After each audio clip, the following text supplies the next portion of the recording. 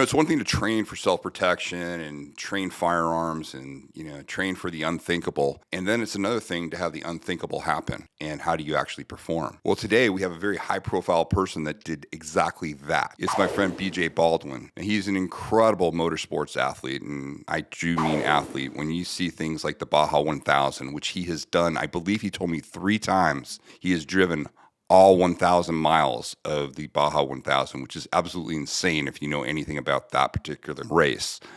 We talk a little bit about that. I have a little history with the Baja 500. But what's really interesting is BJ also, for years, has been training in combatives, combat sports, been training for violence, and he's been training firearms. And he's incredibly proficient at those things. He has a really interesting history behind it, being a kid that was bullied. But then, recently, in the last couple of years, he had to actually use that training to protect himself and his girlfriend from a life-threatening situation. And he shares that with us today. And there were a lot of lessons learned about that. You're going to learn a lot about, the mindset, the training, what was different prior to the event, meaning what were his thoughts prior to ever having to use his skill sets to protect himself? And then what has he changed after the event, which I think is really great.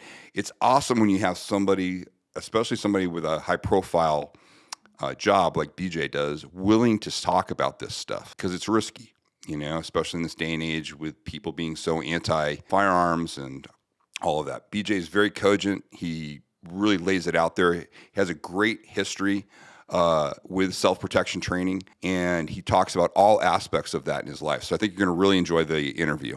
Now, if you and your family are ready to start putting together a plan that minimizes the chance of violence coming into your life, go to surviveviolence.com and give us your email, and we will send you 11 modules right away that will help you put together a plan that will minimize the chance of violence coming into your life and your family's life. It's absolutely essential, especially in the crazy times that we're in right now. So go right now to surviveviolence.com and give us your email. We'll give you our information. All right. Now, my interview with BJ Baldwin. Hey, BJ, good to see you, brother. Thanks so much for doing this. We got introduced through my buddy Tony Blauer. You came to an event, and I hosted it for Tony, and it was really interesting. I knew of you, and I knew kind of a little bit about your background, but then I had learned about you having to actually use your self-protection training for the real deal. Yeah. And I was asking Tony after, I go, hey, is BJ cool about talking about it? I hadn't seen any of the videos. You've done other videos on talking about it, so you're comfortable with it. What I want to do is, I kind of wanted to figure out your journey, because what's so interesting is you're in a totally mentally taxing and physically taxing sport. I mean, I have very little experience in off-road racing. I did it once with friends when I was like 20. We did the Baja 500 in a bar. We did in the Baja Bugs. Yeah. And we almost made it. And then my knucklehead friend just had to go for a jump, and he landed on a rock, and that was the end of it. But I couldn't believe how physically taxing that was. I wasn't really a driver at that point. Since then, when I went through my training, I did some driving at Bondurant School, and that's a great school. It's a great school. Yeah, we did all the evasive driving, and the spec ops guys would come in. We do night vision driving, stuff like that, and it was really cool. But what I really learned from that was how physically and mentally taxing driving is, and where that correlates with self-protection is, I think that just your ability to focus is incredible. So what's interesting to me, though, is I've known a lot of guys in a lot of different other sports. Very few of them take the time to dedicate the time you've done to firearms, self-protection training, all of that. What was the trigger for that? Well, there are some things, and we'll touch base on the career in motorsports and how that's an asset, specifically off-road racing. But I didn't, all the way from, the root of it would be, I was, a really soft teenager. I was a very anti-confrontational, and I used to get bullied, a lot in middle school and half of high school. Right. And then I got my ass kicked by 14 guys in my junior year of high school over some dumb stuff. And everybody that was like a jock, wrestler, football player, all these kids that were getting into trouble and getting in fights all the time. They all thought I was really, really cool, but I never really hung out with them. Right. They thought I was cool because I could slide a car around, speedy car around without getting it wrapped around a telephone pole. Right.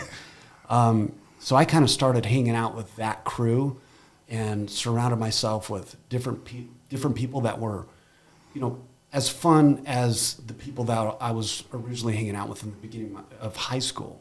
But these guys were really kind of, they were always getting into trouble and always getting into fights and stuff like that. And I kind of wanted to be a little bit more of a hardened individual. I was tired of getting bullied. I wanted to be like some of these guys that were, tough and nobody would mess with them. I was very, very weak person, and I think this is a drastic overcompensation of that. Yeah. But then actually Dana White, he's like a brother of mine. I mean, I've loved the guy for a very long time. When I was 18, I wanted to learn boxing, like legit, not just like, be brave enough to throw like a haymaker if you got into a confrontation, but actually be able to surgically, impact people with my fists and do all kinds of stuff that somebody that's like the toughest guy in my group in high school was like 130 pounds. Yeah. He was a Golden Glove boxer. And I just seen him put so many people out, at parties and stuff like that. I'm like, man, I wish I need to put some work in to see if I can get some of that skill set, because it was kind of a rough time for me. Like going to parties, it was like 2 or 3 fights a night back then. Right. Now it's not quite like that, I would assume, given my son's experience. But I started, my stepmom, Donna Baldwin, she was working with Dana in boxing, like for fitness and stuff like that. And she was like, why don't you come try it out? So I went and met with Dana, did some boxing training, and him and I got along really, really well. Was that pre-UFC? Was that when he was at Sporting Club? That's when he was a personal trainer. Personal trainer at Sporting. I remember those days. Yeah, well, that's when I first got to Vegas. He was there. Yeah, he was driving a Zuzu Rodeo. Now he's got a nicer car. Yeah, yeah, it's an amazing story. Yeah, and he's like first class, heart of gold, super, super rad guy. But I started training. I trained with him once, and I was like, man, I love this. And he helped me build a lot of confidence. He actually wanted me to do like a tough man tournament because I had power. I had a lot of power in my hands. But it takes a different individual to do that. That's okay with, sparring all the time. Yep. And I was not okay getting punched in the face as much as what was required. But I got a certain level of skill set as relates to boxing when I was young, and it definitely helped in the environment that I was always in with guys that were getting a lot of trouble. Yeah. And then when I was 23, I stopped boxing with him for a couple of years. It was kind of getting in the way of drinking and partying with my friends, going to nightclubs and college bars and all that. I got in a fight with 2 guys. Actually, it was me and my buddy, and we were fighting these 3 guys in a parking lot. And I almost won. He had like a real small guy, and I had 2 a little bit larger guys. Right. And I had one of them like Bambi on ice, and the other one was getting involved, and I was kind of exchanging punches with both of them at the same time. And then this one smartened up. He got around back behind me and started to choke me, and I got my face kicked in a little bit.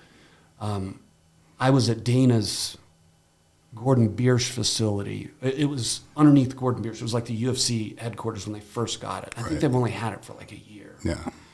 And I was like, dude, I know you've been training this. I don't want to get involved in it, but I want to learn how to get out of a choke. Like, how do I do that? And he's like, well, how long were you choked for? I told him the scenario, and he's like, how long were you choked for? And I was like, I don't know, like 30 seconds. Like, I thought I was going to die. And he's like, you weren't choked properly. He's like, sit over here, and I'm going to choke you for 1 second. And obviously it was way different because it was like a gnarly RNC. Yep. And after that, I was like, I want to learn more of this stuff. So Dana introduced me not only to boxing, but to jiu-jitsu as well. And I started training jiu-jitsu with him for several months, and then I started going to a more formal school in that of Cobra Kai Jiu-Jitsu. Yeah, I remember that. I've been training there I was training there for 10 years until, actually 15 years until I started training at Syndicate a few years ago. Yeah. Yeah, no, that's all good. That's all good groups, man, that you're at. People don't understand, like, Vegas became this hub for really great people, and Dana's really the impetus behind that. So, I mean, that's my empty-handed skills, like the birth of trying to develop empty-handed skills. And then, sorry, I'm still shivering a little bit. I just got an iced. No, trying to get it together. I had an incident with my son 15 years ago, and almost 15 years ago. He was 1 year old, and I had somebody come up to me in traffic and scream at me, a bunch of guys in a truck saying, "Pull over, I'm going to kill you, you did X, Y, Z," or whatever. And I didn't know what this was about. And at the time, it was just me and my son, and I had been driving F-150 that had a supercharger on it, and it was pretty speedy. Right. And I'm BJ Baldwin. I'll just drive away. It's not that hard to get away from somebody that doesn't know anything about, doesn't have 15 years of experience in motorsports. You know? Right. And I had like 10 miles of range left, and this thing just rammed fuel and air into the manifold, and it had like 3 miles left. So I'm like, damn, I got to deal with this. Where's my gun? So I usually had my gun in my car. At the time I had 2 cars, and it was in the other car. Right. So I sprinted to this lunch place that I was going to eat at and ran him out of the car into the restaurant and gave him to the hostess and came back out to deal with whatever it is I was going to have to deal with.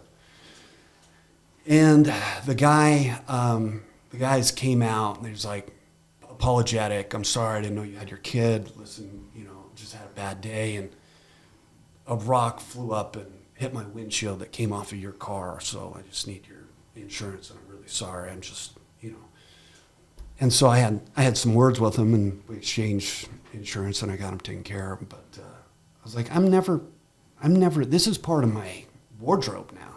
Like, I'm never, ever going to take it off again, because I would not be able to deal with losing somebody I cared about. You know what I'm saying? So it's, people say, are you, what are you scared of? People that don't know, like, what are you scared of? Why do you carry a gun every day? I'm not scared of anything, because I know that I can deal with whatever and help preserve, the life of somebody I love if something bad were to ever happen. Right. And as his father, that was my responsibility, is to always make sure that he's safe. And that day he wasn't safe. Right. And that's kind of like your one freebie that you get, Yeah. And it's funny. I can't tell you how many people have had that one freebie, and that's motivated them to make changes in how they look at things. And like you said, what you kick yourself about is the fact that you had it, you had a firearm, but it wasn't available to you at the time. And the one time when you really needed it, you had your son with you, and you're not able to respond to a multiple, aggressor threat like that. I think Frank Mir had a similar situation in a restaurant. I went to school with Frank Mir. He's awesome. Yeah, and that's what motivated him to start, training in firearms and everything. What's so interesting is you get guys that are highly competent in combat sports, but they'll tell you that when they get an experience that could potentially be real violence, there's so many other parameters that they haven't considered. That's one thing I heard, when I heard Frank talk about it, that's what he's saying. It's the first time he had to consider, I got my family with me. I've got this. I can't get to this guy in time. I don't have anything that, can get somebody at range. Yeah. So that incident probably had you, so you got to the point to where, okay, now it's on me. I have motivation because I was in a serious situation with a family member. And so you made those changes. What did you start to seek more training at that point? I did, and I've always been into firearms. It's something I used to do with my father when I was a kid. Go out in the desert and go shoot and stuff. Because you're a Vegas kid, right? Yeah. And you're good. And your dad was in the industry and very. I mean, you're a true Vegas family that came in here. So yeah. So I used to shoot with him as for recreation and stuff like that. And I had a concealed carry permit before this event, but I didn't have, and I was able to hit stuff, like, you know, but definitely not with the speed that I'm able to hit stuff with now. Yeah. And obviously shortly after that, I started training a bunch in like combat pistol, you know, tactics and stuff like that, and started to get really good and really fast. And I started working with Barrett Fallbush. He was a friend of mine for a lot of years, still a friend of mine. And then, man, there was Travis Haley and Chris Costa's video. I can't think of it. It had like a that's the Magpul series they did. Like the Magpul videos, yeah. Those were really good. That was like the first thing that I studied. And that really pulled the curtain back on the difference between somebody that can function at a high level to, you know, keep somebody safe and somebody that just shoots really well. Right. You know, there's a big difference between those two. And I wanted to like migrate over to this type of person that is capable of handling a lot of different violent situations if I had to. Right. You know. And you know what's I heard you talk about your incident, and what was really interesting, the one that you had to actually protect yourself and protect your girlfriend, your girlfriend or wife at the time? Girlfriend, right? Yeah, that's what I thought. It's complicated. Nah, dude, believe me. My wife and I have a great relationship because we don't live together anymore. Yeah, I actually, that's true. My ex, I'm fine with my ex, but God, we could not do it together. Yeah. But what's interesting about that when you're recounting it, and I don't want to go into it right now, but I do want to talk about this methodology that you said. I heard you in, I think, the USCCA video. You said something to the effect, okay, I'm going to go slow. I'm going to go, but it's going to be faster than anything this guy. I don't mean to, I'm paraphrasing you, but that methodology, could you say what you said to yourself? Well, I was extremely fast. Right. Very, very fast with first round on target. So what that yields is a different block of time for me, right, versus somebody that doesn't focus on balance of speed and accuracy at high rate speed. And for people, you know, listening, I'm one of a couple people that I know of that has been able to draw and fire a steel C-zone target at 5 yards 4 times in under a second. So that took me 21,000 rounds to accomplish. I did it probably 10 times. I got it on video one time. And so, yeah, that was something that I really wanted to achieve because of seeing Barrett and how good he was at high rate of speed. And, you know, for me to get 2 or 3 rounds on target in a second would be the equivalent of somebody else getting 1 round on target in like 2 seconds. Right. So, and then you do the splits, like for the time it takes them to do 1 round, I can get 6 or 7 off. Like, no problem. So, yeah, it does yield a certain level of comfort having that ability. And it was always fun, like being able to test yourself and develop yourself and see how well you can do and how fast you can be. Like one of my drills now is C-zone steel, but instead of 5 yards, it's at 100 yards. Yeah. And I try and draw it and put 1 round on target in under 2 seconds, which is extremely difficult with a compact pistol.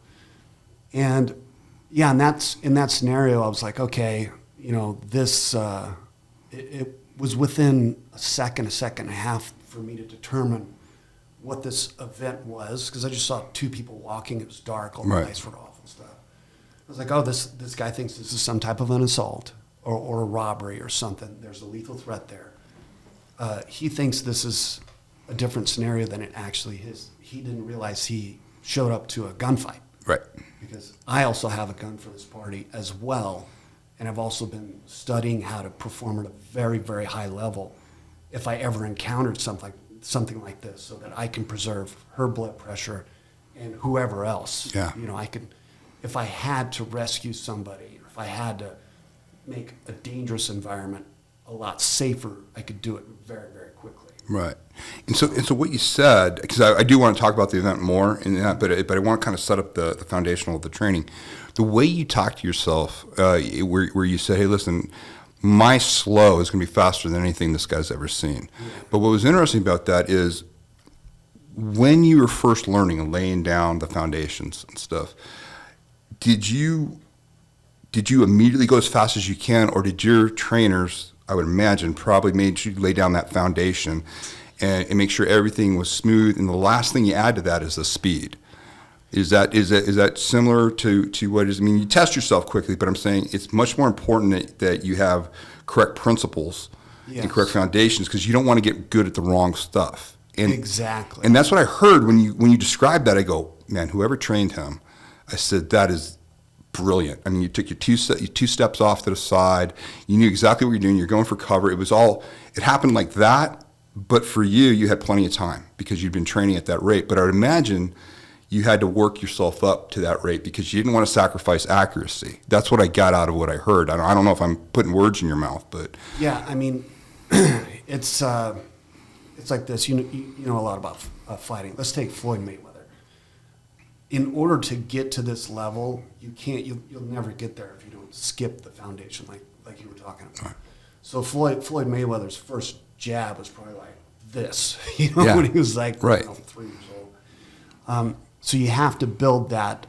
You have to include all the biomechanics into the system for the formula of being very fast and very proficient, and all the kinesthetic pathways, your mind and nerve connection, and getting everything sorted, and that comes from going slow. Yeah, that comes from getting everything properly organized into where you are doing X, Y, Z at a specific rate. Everything's fluid, and then if you go really, really fast, if I'm trying to go really, really fast, I mess up. Right. But it's like that much. It's insignificant. Right.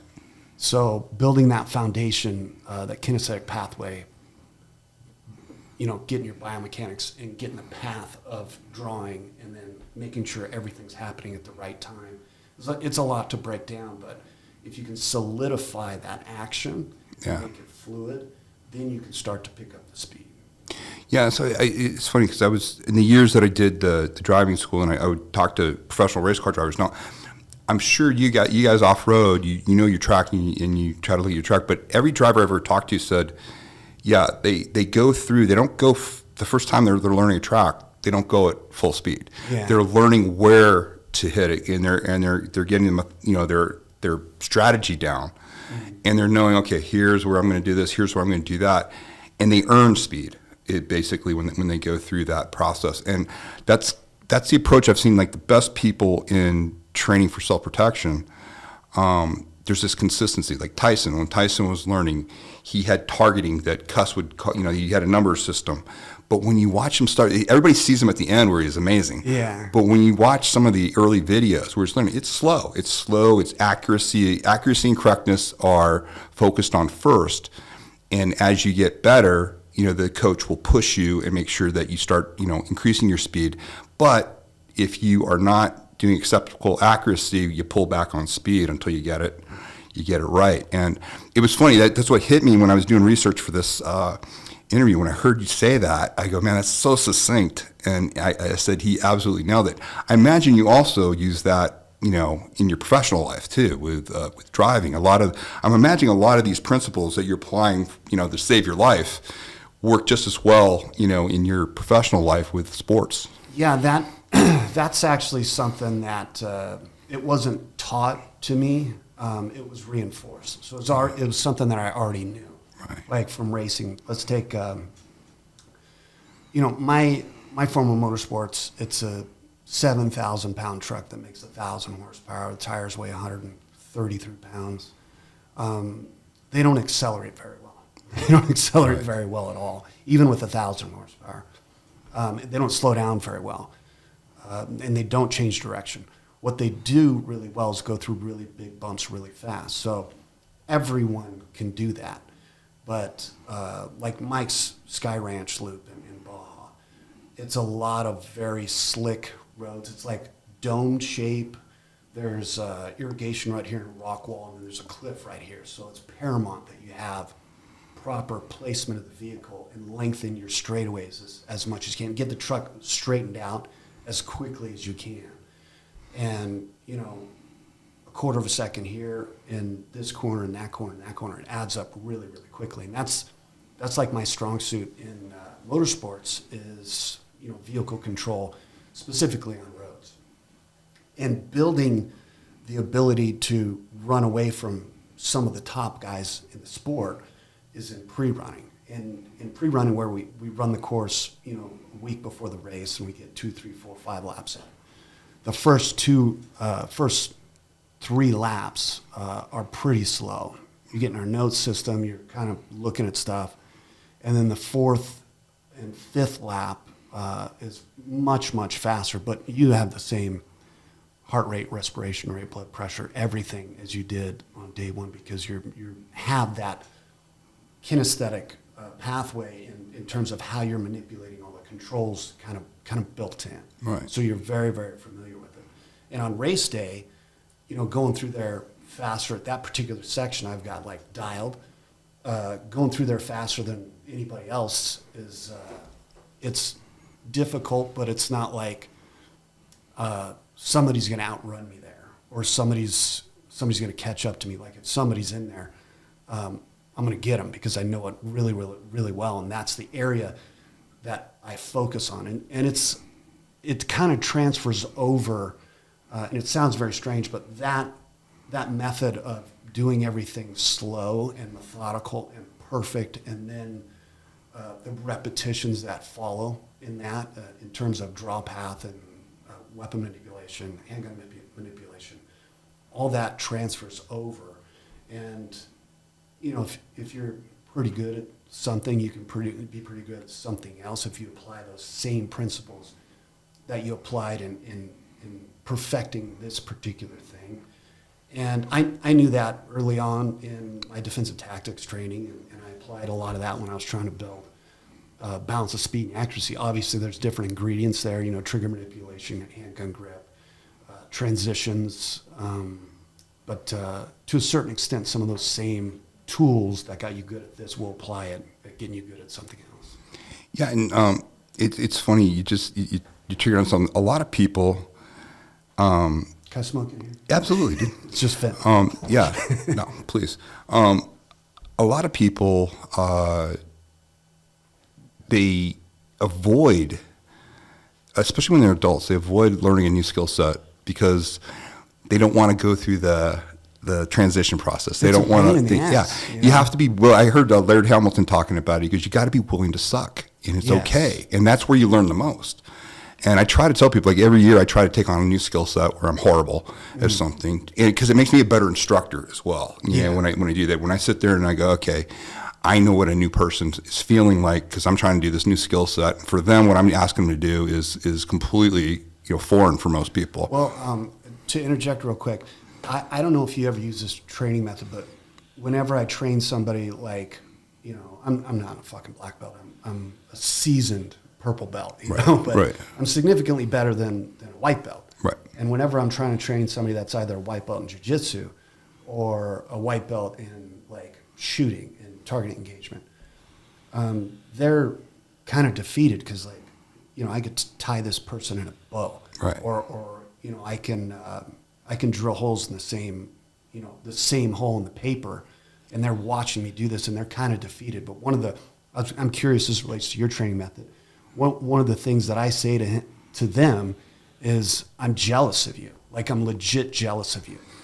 And for you to get, for me to get as good as you're going to get in an hour would take me 5 years. Like, the volume of learning and acceleration and putting everything together is so great. Yeah. They can learn so much in 1 hour. And as it relates to that volume of intelligence and gaining that intelligence, like I said, it would take me 5 years to get that much better at shooting. Yeah, I tell people, like, with our system, we don't rest on legacy. If one of my guys comes up with a better protocol, a better methodology, we shit can the last one. And I tell them at the same time, I go, listen, you're going to feel uncomfortable this weekend. We're going to push you. I said, but understand this. At the end of this weekend, you're going to be better than I was. You're going to have more knowledge than I had in my first year of training. I said, because of the methodology that you're using and what we're going to introduce you to. I said, I want to make sure that you guys are better than I was every step of the way. You know, I'm training you the way I wish I had been trained originally.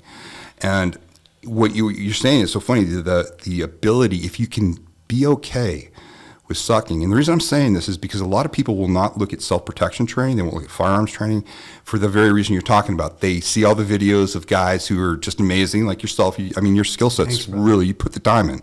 And I could never do that. Or they look at a UFC fight, like, I could never do that. And they don't understand that you don't have to be at that level to be competent. Like you said, you're a really seasoned purple belt. You know, if you had the time and you were able to carve it, I'm sure you could take it to black belt if you wanted to.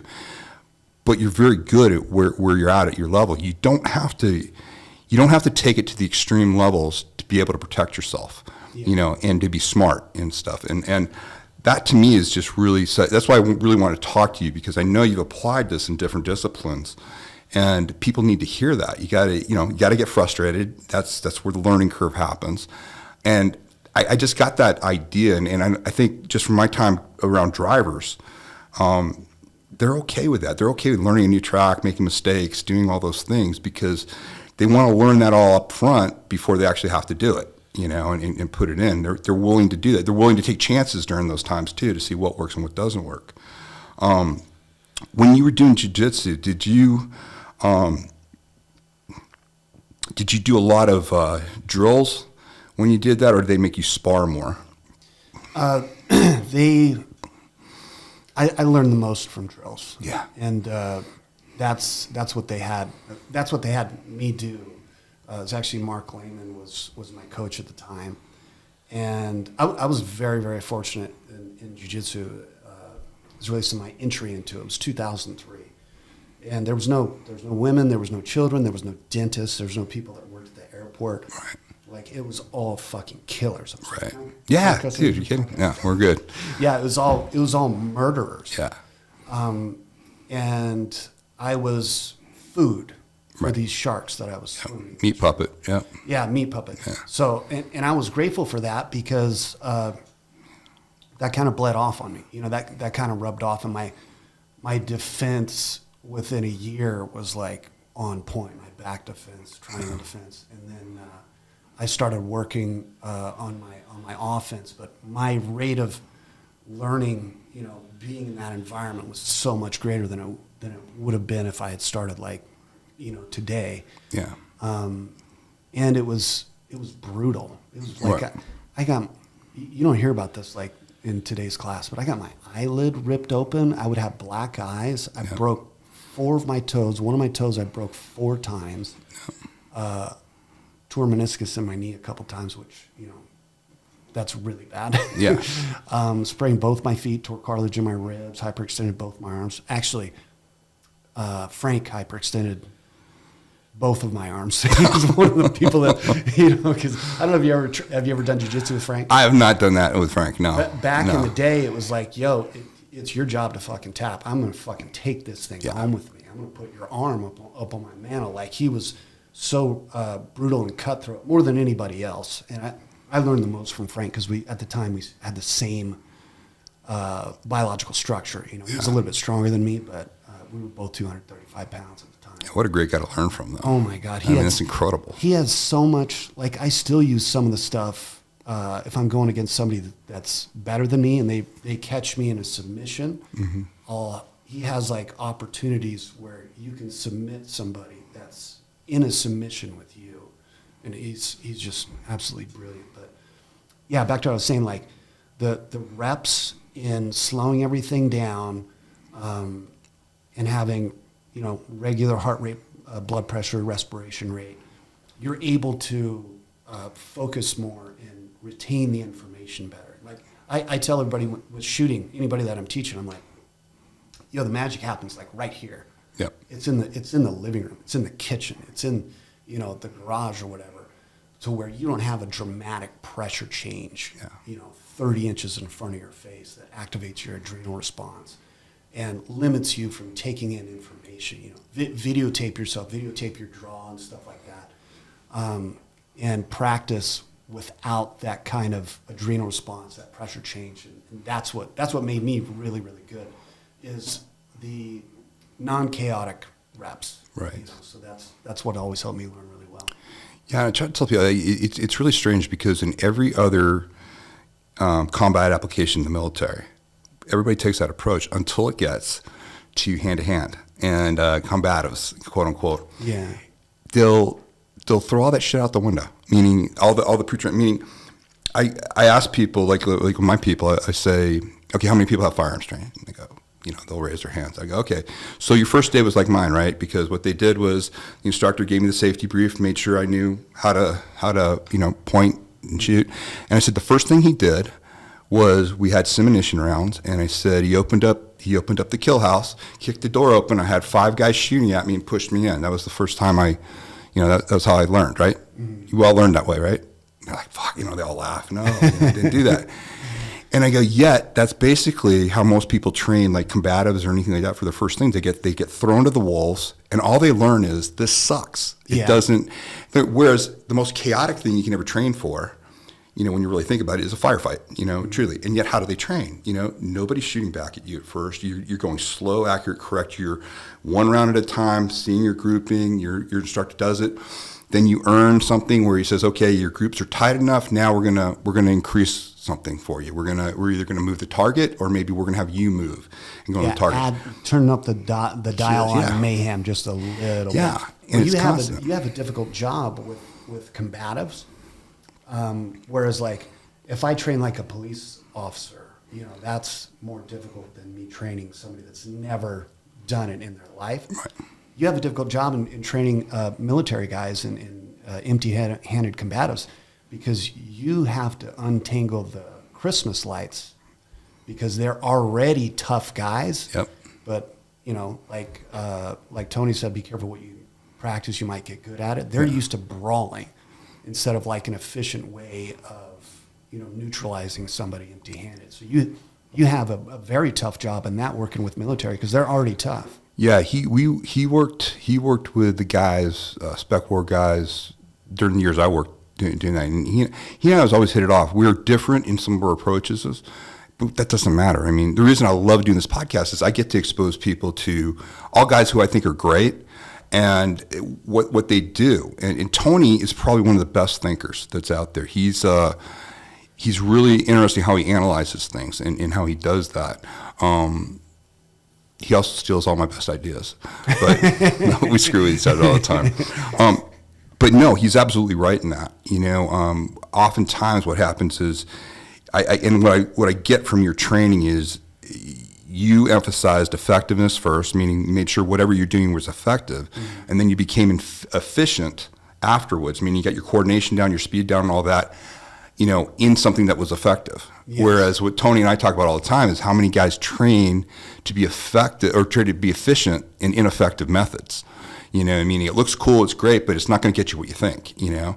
And like you said, like with JITs, that idea of slow reps coming in. It's so funny. Rogan said the same thing. Like that was his biggest transfer was with Machado's. Smashing blue belts. Yeah. And he just said, man, it was those Eddie forced him to do drills. And that's where he had his skyrocket, when he just really emphasized for 2 years just drills. He said that was his greatest jump in his abilities. It's not fun. It's more fun to strangle somebody that outweighs you by 60 pounds. That's way more fun. You get a dopamine and serotonin bump when you get to do that.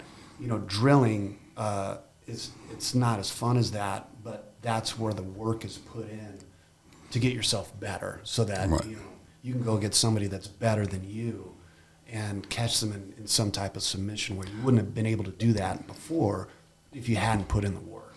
Yeah, and that's what I try to do with clients in the approach, because what I always found early on with me was I do what I liked, Yeah. In drills, our version of drilling is a little bit different, but our drilling is essentially, so we force you to do something you would never do if left to your own.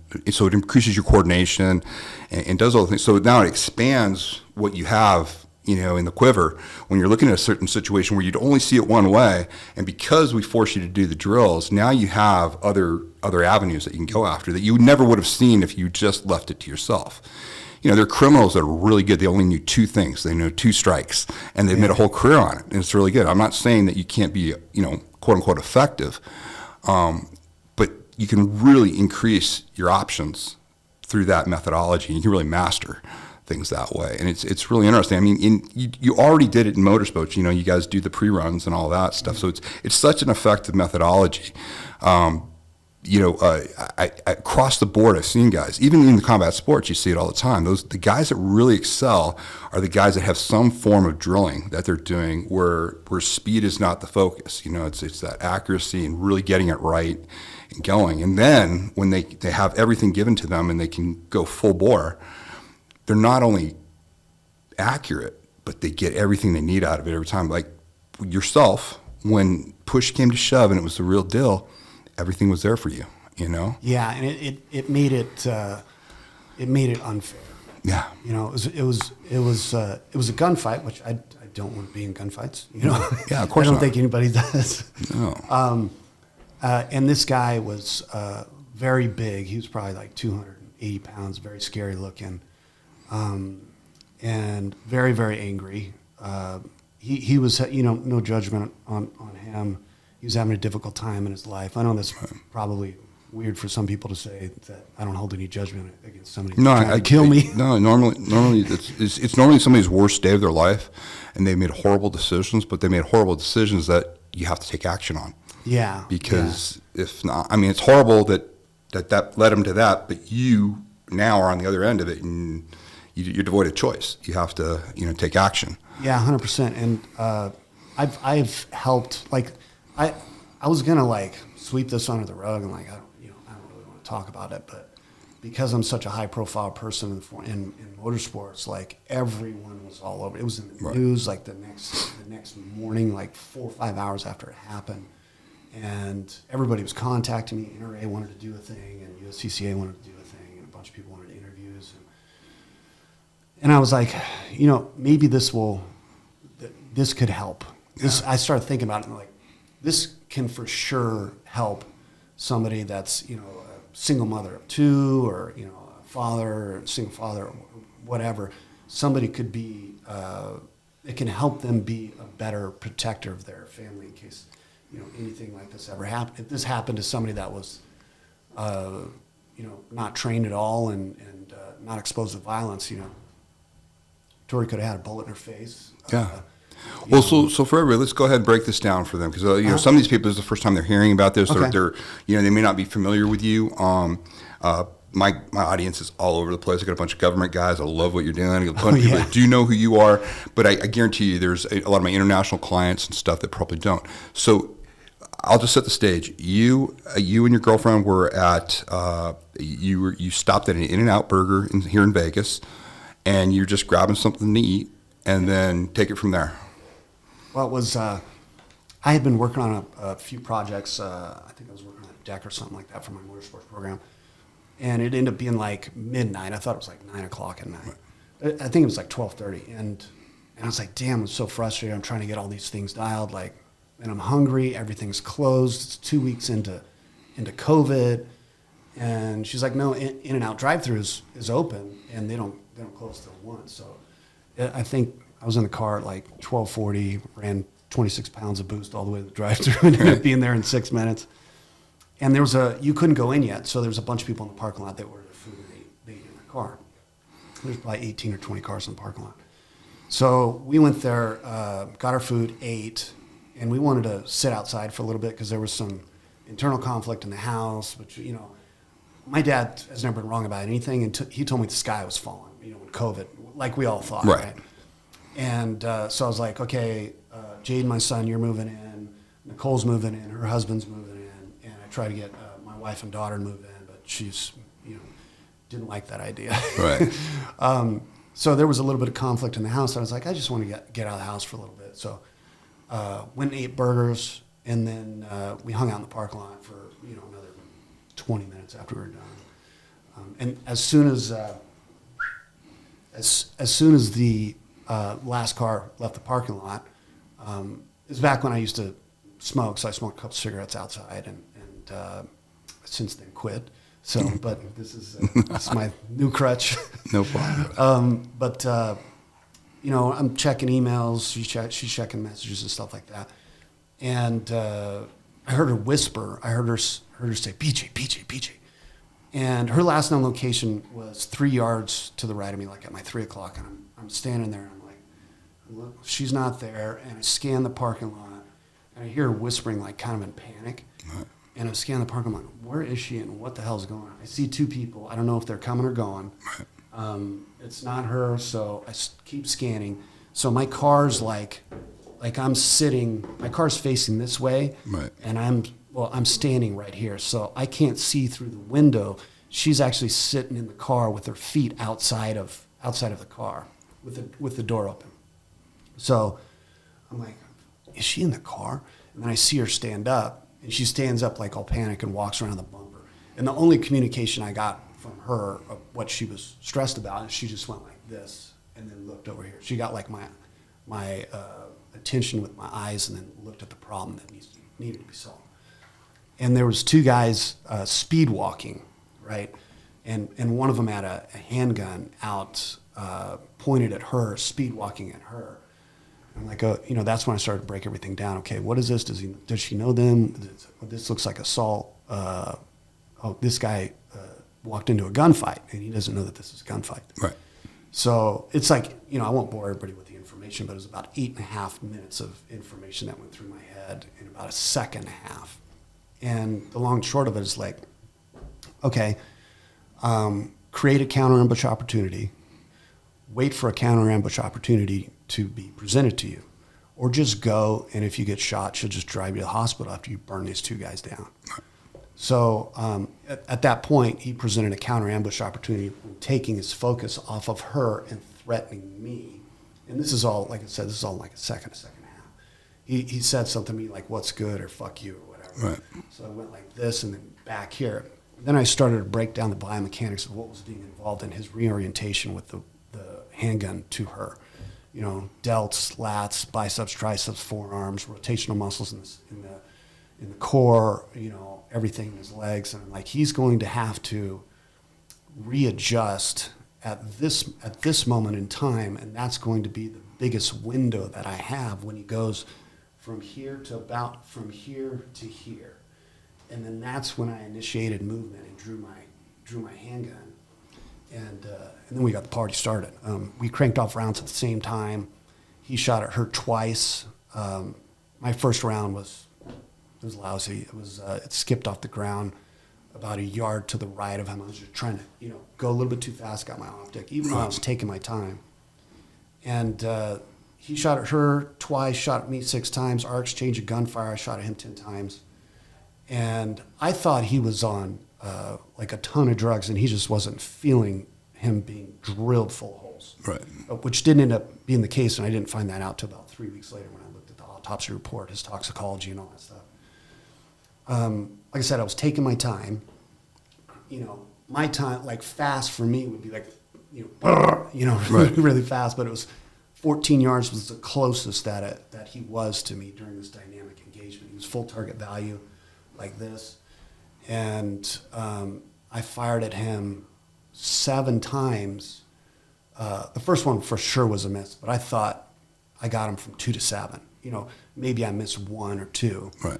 And then the 8th and I think the 8th and the 10th round or something like that was ones that were impacting him during the exchange of gunfire. He got impacted in the rib, and then, because he was running sideways like this, and then when he got impacted in the rib, he acted like I stepped on his toe. Right. He was like, fuck you, and then got behind with both his hands and cranked off 2 or 3 more rounds.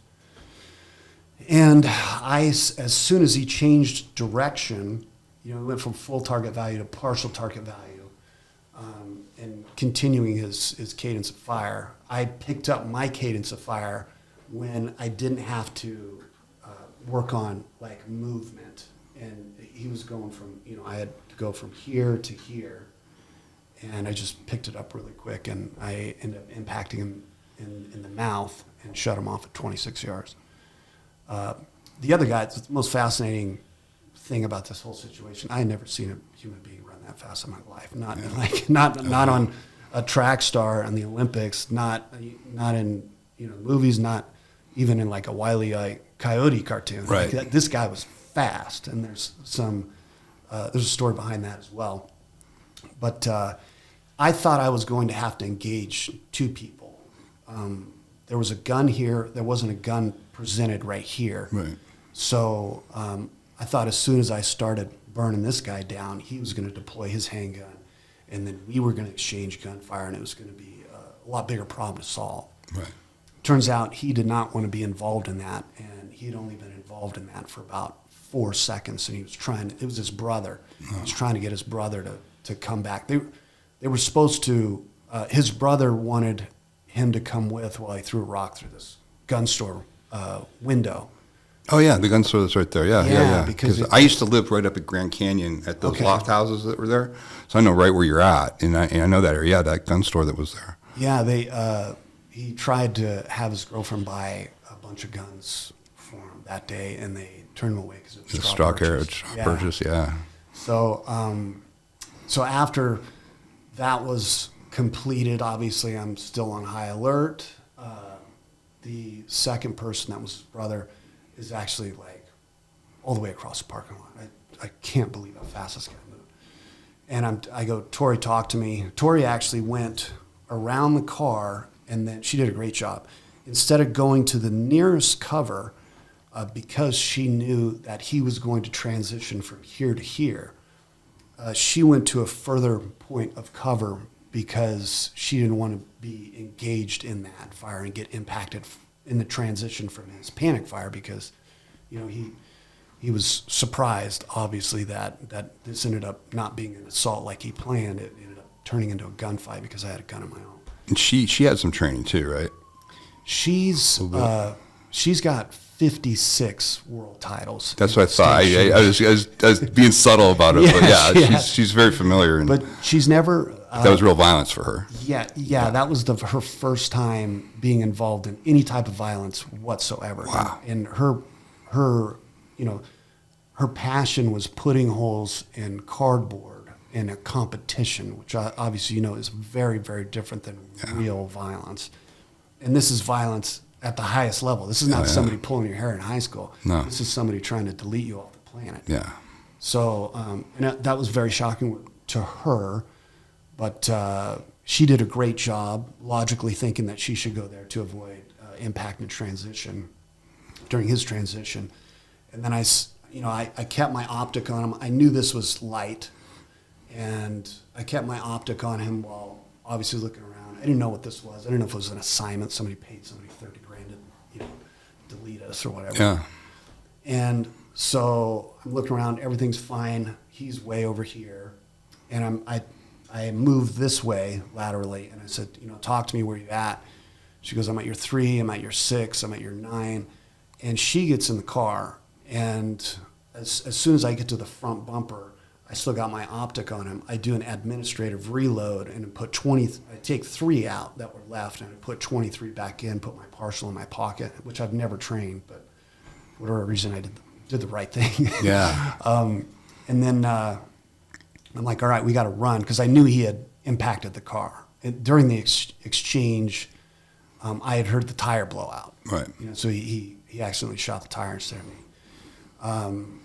And then I was like, all right, we got to run. I looked at the car, and it was just the tire, nothing in the back of the car where the engine was impacted.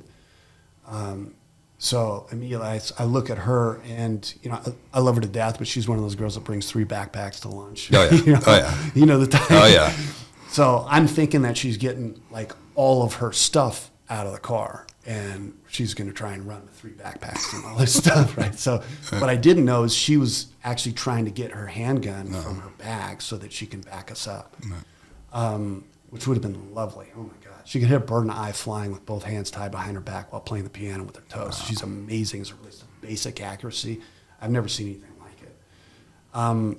So I was like, screw this. We're driving on a flat. Get back in the car. And this is all happening within like 9 to 10 12 seconds maybe. Get in the car. I never take my optic off of him.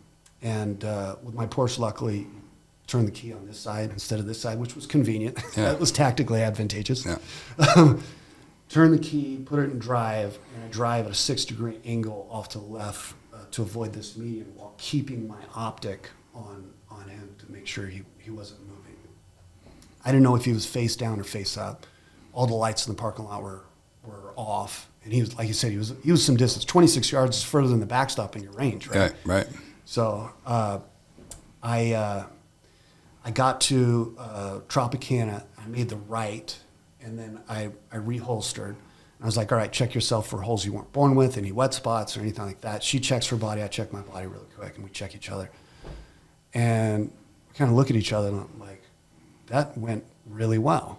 That went exceptionally well, because I could see she was calm. I was calm. Right.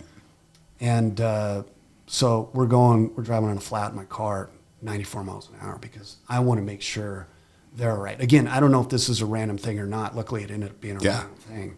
So I call my dad, and we live right next to each other. And I said, Dad, I need to talk to you. Something bad happened. Everybody's okay. He's like, okay, son, I'm in the backyard. I was like, okay, I'll see you in 10 minutes. I go to my house to hide my car, get in another car, and make sure my son, his mother, and her husband, Ben Carrier, are all okay. Oh, there. And I go in the house, and Tori just goes ripping through the kitchen and goes upstairs to get our gear, right, so that we're prepared for more if there is more, which is a rifle and 2 chest rigs and 3 magazines, 3 rifle magazines. So Ben goes, how was it out? Was it good? I was like, it could have been better. And I think I killed somebody in the parking lot. He's like, I like that. I'm like, no, I'm not joking. Go get your rifle, your handgun. Go get Nicole's handgun. And go upstairs in Jaden's room. You have 1 point of domination and it's a 2-story house. And stay there. Don't leave the room. Don't answer the door. Don't answer the phone unless it's me. And I'll call you in about an hour. I got to go make sure my dad's all right. He was on point. Got his gear. Went upstairs. Solid. And I go get a box of pistol ammo. And I refill my magazine. Top it off. Take 2 pistol mags. Put them in my pocket. And I already have my... So I'm ready to like rock and roll. Right. It's my dad, them, they've got this covered from point of elevation or point of domination. And so I go to my dad's house. Actually, I'm loading my chest rig and my rifle in the back of the Range Rover. The car's hidden. I don't know if somebody's going to drive by, see my car and start shoot it up. So Dan Blazarian calls me, right? You know Dan. Oh, yeah. Yeah. Very good friend of mine. I talk to him like once every 3 months. He's trying to get me to go to the range and stuff like that. Very, very good friend. He's like, hey, brother, this is like 6 or 7 minutes after I just killed somebody in the parking lot. And he's like, hey, brother. I'm like, hey. He's like, I don't know if you're busy tomorrow, but I got some girlfriends of mine. I got the Saw 240 fixed, so it's running really good, which I'm always making fun of him because that thing doesn't run at all. Yeah. And he's like, I got some drones. We're going to make some content. We're going to shoot some drones out of the sky and run the belt-fed machine gun. And so I'm like trying to process this. This is very rare because he only calls me like once every 2 or 3 months. Right. And I'm like, Dan, why are you calling me? He's like, he was like offended. He's like, what do you mean? Let's go have some fun and run the belt-fed. I was like, okay. It's like, I can't really talk too much about that now, and I can't really talk about what just happened, but I'm going to give you a little bit of clue of the scenario that I'm in right now. I had to go home. I just went and had a hamburger, and now I'm back home reloading my magazine, and I'm going to go to my dad's house to see if he's safe, and I have to call David Chesnoff, who's criminal attorney. Yeah, I know David. Yeah. So he's rad. I've known him for a long time. So dude, he's the man. Everybody, there's one thing I learned when I get here to Vegas. I'm not a Vegas local, but I've been here 20 some years, and that's the name. Everybody says if you got to call him, he's the guy. So anytime you're in one of these incidents, you want to get a lawyer first because law enforcement could really fuck this up. Absolutely. Really fuck this up. Yeah. So he's like, I'll get David. I'll see you there. So I get to the house, and that's when my ability to compartmentalize adrenaline, perspiration, heart rate, blood pressure, all that stuff, it's at its maximum capacity. And I'm looking around the house. So I just want to stop because I want people to understand. I'm making the mistake because I'm a Vegas local and I know all this and I'm in there. I just want everybody to understand what you thought. You had no idea if you were being targeted, like truly targeted. Your family's a high profile family. You're high profile. You get people. So the action that you took after was, okay, they're not going to be able to see the car. I'm going to get rid of that. That was your first thing, was to make sure everybody's okay and everybody's prepared should it continue at that point, because you're in a COVID situation, things are crazy. Your father had already said, hey, this is a nutty thing. So nothing that you did was really an overreaction. It was absolutely what you should have done at that point. And some people can, you don't understand. If you're a high profile individual and this is happening, it's a very real thing. So you took care of everything first, then called your attorney, which I tell everybody all the time. That is the number one thing. Listen, there's a lot of great people in law enforcement, but again, their job isn't to help you in a situation like that. Your attorney is. And so I just wanted to tell everybody that is great information that you're sharing. So I didn't mean to cut you off. No, that's all right. And I'm glad you brought that up. So some people have been like, why didn't you stay there and call the police and whatnot? First of all, I was in an area that I was getting shot at. Yeah. Okay, and I didn't know that I was done getting shot at. So it would be like getting in an engagement where you had to defend yourself. You shot this guy once, and then calling the police, putting your gun away and calling the police, and then you're getting shot 6, 7, 8, 10 times while you're on the phone with police. Yeah. It doesn't really make sense, and neither did me calling the police at this time. I didn't know I was done being shot at. I didn't know what this was. So I was going to get to the end of the gunfight that I knew for sure was the end of the gunfight, and then get everything dialed. So I get to my dad's house. He lives like 300 yards away from me. I got my chest rig. I got my rifle. I look like I'm ready for World War V. So he's like, "Hey, son, what's going on?" He's got a cigarette in his hand. He's laughing at me in a ground roll. And he's like, "I'm in the backyard. Like, come through the side gate." So now my adrenal response is overflowing and it's tipping over. Starting to tip over a little bit. And I'm like, "Dad, it's locked." It's not locked. Just open the gate. The gate's like this tall, and turning a door, you turn a door like this. Well, this particular gate that I've been through 500 times, you had to pull up on it to go through. Right. "Dad, you got to come over here. It's locked. I got too much stuff in my hands. Like, help me in." So he lets me in, and he's like, "What's going on? Why you got all this stuff?" And I go, "Well, Tori and I went to go eat," and I told him a very short version. I said, "Tori and I went to go eat. Somebody started shooting at us, started shooting at Tori, tried to kill Tori and I, and I shot him several times. I'm pretty sure he's dead in the parking lot right now. So I'm just making sure you're all right." He's like, "Wow." He says, "You're okay? She's okay?" He's like, I'm like, "Yeah, we're fine." And he says, "Well, I've never been more proud of you. Like, good job, really, really good job. I'm glad you're safe. I'm glad she's safe." In my mind, like as dark humor, I was like, "Man, I should have killed somebody a long time ago." So, you got to make light of the situation in a very bad situation. Make absolutely, really. So he was like, "Okay," and then I started to relax a little bit. That adrenaline that had piled up was kind of being compartmentalized again. Yeah. And he said, "Well, congratulations, you're now part of a homicide investigation." And then the adrenaline dumped. My heart rate's like 500. So I was like, "Oh shit, okay." He's like, "You got to call Chesnov." I said, "Dan's on his way. Chesnov's on his way. Just want to make sure that you're safe." So he's like, "All right." So Tori put both rifles in the house, both chest rigs in the house, all the magazines. And my dad was like,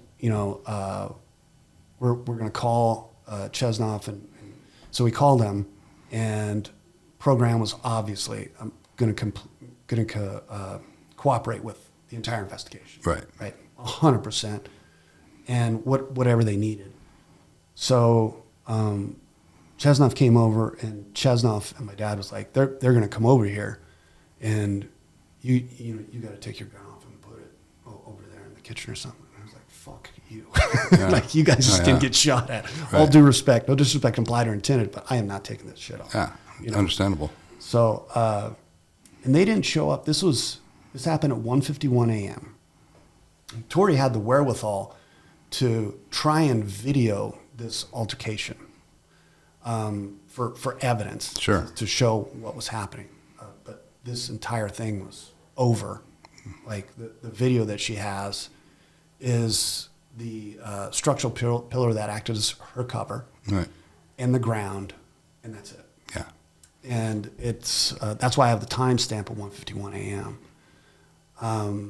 So they didn't come. Like, we were at his house at like 2:12, and Dan was there within 5 minutes, and Chesnoff was there within like 30 or 40 minutes. He was asleep at the time.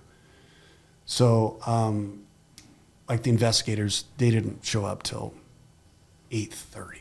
Wow. We waited in the backyard for 6.5 hours.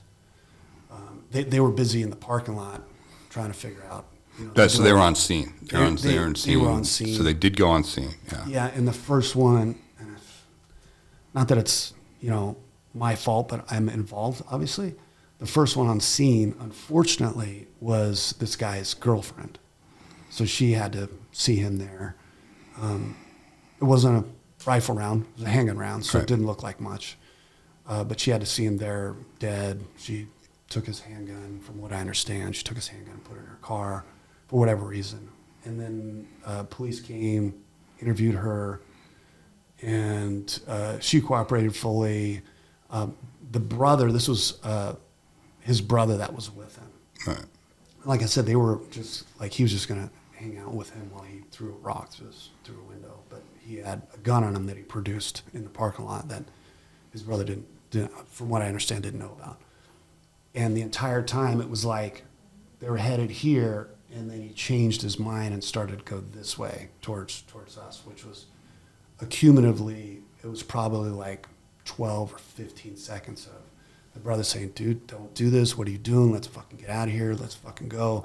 I thought he was an accomplice to whatever this. Turns out he was trying to get his brother to calm down. So he signed up for a robbery, basically. Well, he signed up for vandalism. That's what I'm saying. So he signed up to get the gun store, basically, and all of a sudden his brother veers and. I don't think they were going to rob the gun store because it had like the metal cage. There's no way for them to Yeah, they're going to tractor. Right. It'd have to be like Arnold Schwarzenegger in the movie Commando. Exactly. Where they drive they drive it all good through. scene, right? Yeah. So he had signed up to be an accomplice to vandalism. Okay. And he did not sign up, obviously, to be an accomplice to assault with deadly weapon. All that stuff. So he ran in panic, like, I can't believe my brother got me drug into this. And then, 3 days later, they found him. And he said, I'm down for whatever. I saw this whole thing, and I will fully cooperate. This was 100% self-defense. My brother was having a rough time, and he was chemically impaired with, toxicology report was Xanax, hydrocodone, alcohol, a bunch of stuff. Like the stuff like I'm not going to feel anything, and I don't really care about anything anyways. Like that was long and short of it, that was the chemical composition of everything that was going on in his body.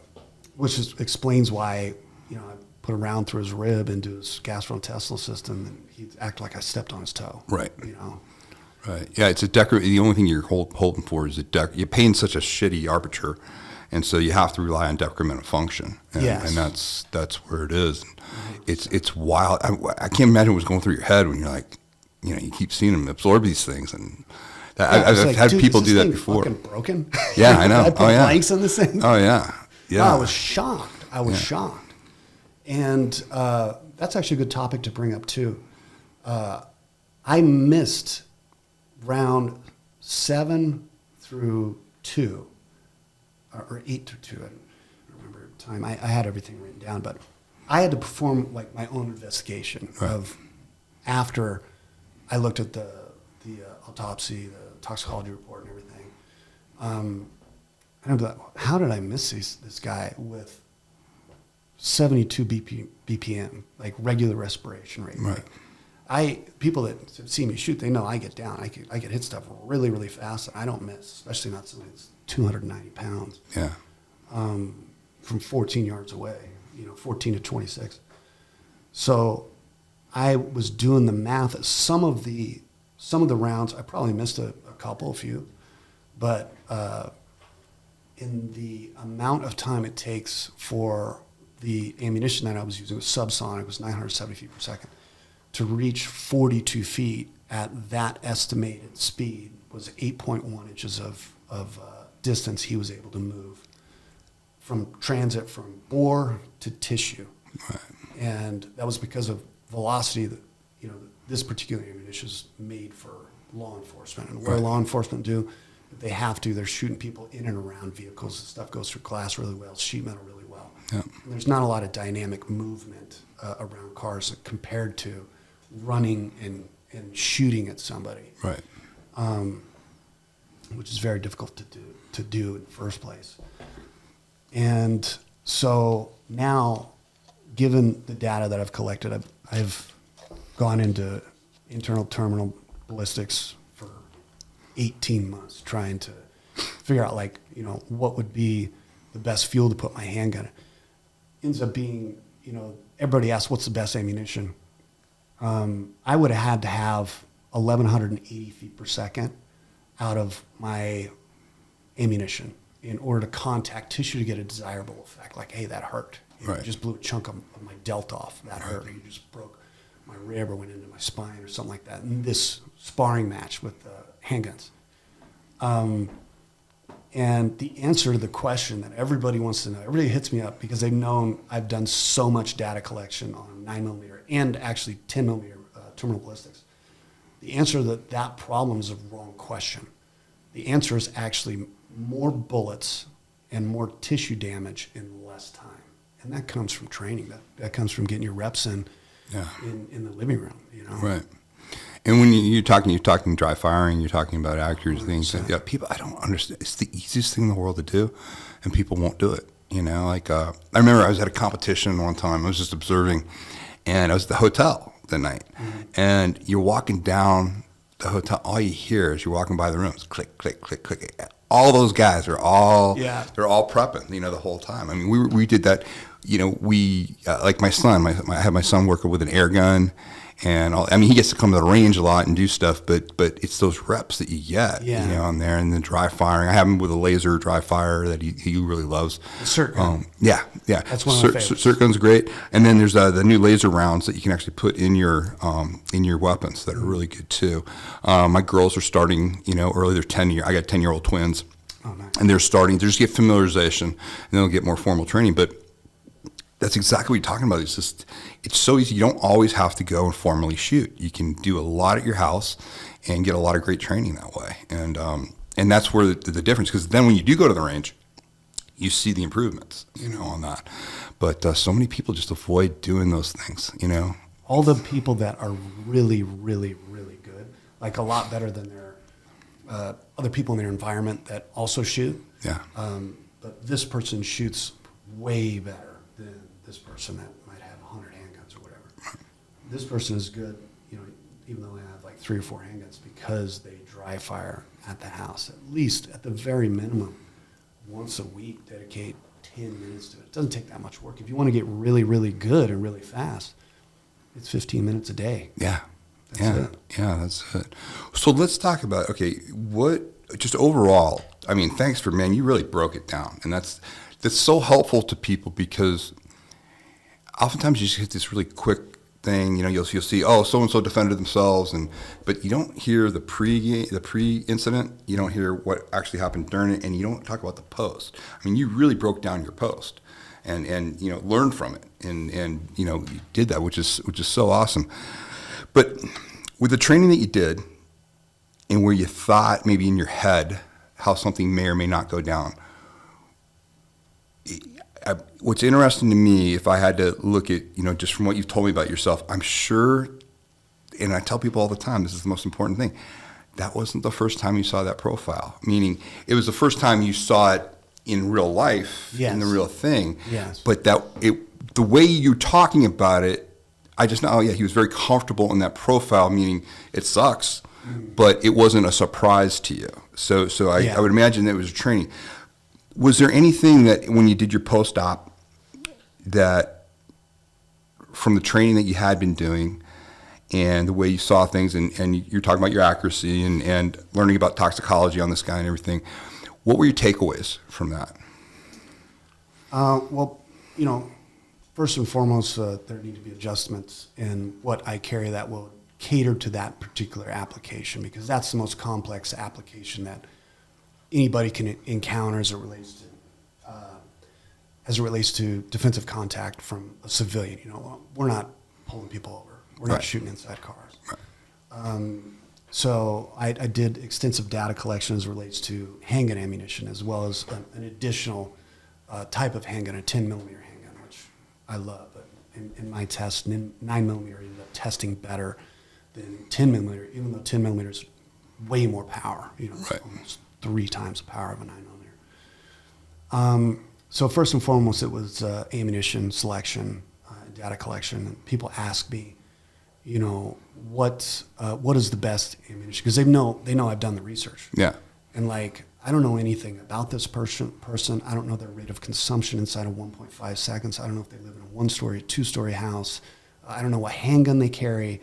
So the rabbit hole is way deeper than me just telling you Federal HST plus B124 grain. Which is it's a good round. Spear Gold .124 plus B is a good round. It's a good generalized round. But I've got 5 different types of ammunition in my gun right now. And the gun that I carry right now is a lot bigger than the one I used to carry. I no longer carry a compact, and that's another question I get. If you can carry any gun in that situation, what would you carry?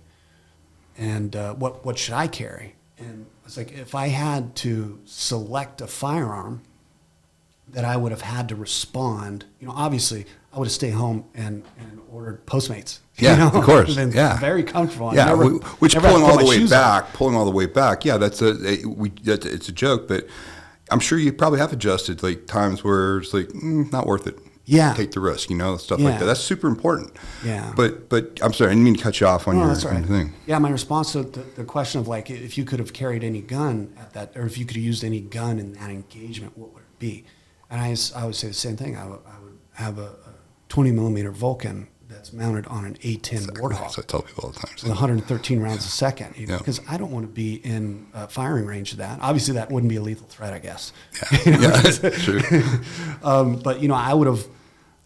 My primary goal in this is, my estimation, given in all my data collection, is that she was under extreme danger for about 4.6 seconds, and as was I, but I obviously care a lot about keeping those people safe than I do myself. I'd say I have a disability. My heart's too big, right? Yeah. So how do I reduce 4.6 seconds to 1.3? And how do I widen the variety of problems that I can solve? And I'm still, I was doing math last night as it relates to my personal ability with handgun X versus handgun Y. I'm slower with this handgun. This handgun has less malfunctions by not much. I'm faster with this handgun. This handgun produces a little bit more energy from round to round. I use 9 pple for a static test round. But I'm a lot faster in terms of cadence, and I can solve more problems with this handgun. For me to do 100-yard C-zone in under 2 seconds repeatedly, I can use this handgun on demand. This one is 4 out of 10 rounds, that I could do 100-yard C-zone in under 2 seconds. So I'm still in data collection, to be honest with you. I really am. Right now I carry a 2011. It's huge, and because of how I have my holster set up, I can carry something that's gigantic. This isn't a compact. It's not a duty-sized weapon. It's a competition-sized weapon. It's gigantic. It's 5.5 inch barrel. And I go back and forth between this and... Your build also allows you to to do that too. Like people don't understand that also. Like you're dying. Like a lot of really big guys, they can't do an appendix like that. They can do it comfortably, but you can carry a full size. That's really nice. That's a great option. Full size is actually smaller than this. Yeah. But if I was in a similar situation today, which I hope I never run into again, it was terrible. Yeah. Even though it was successful, like the aftermath of people starting rumors about all this stuff and how I did that for cloud and all this dumb internet stuff.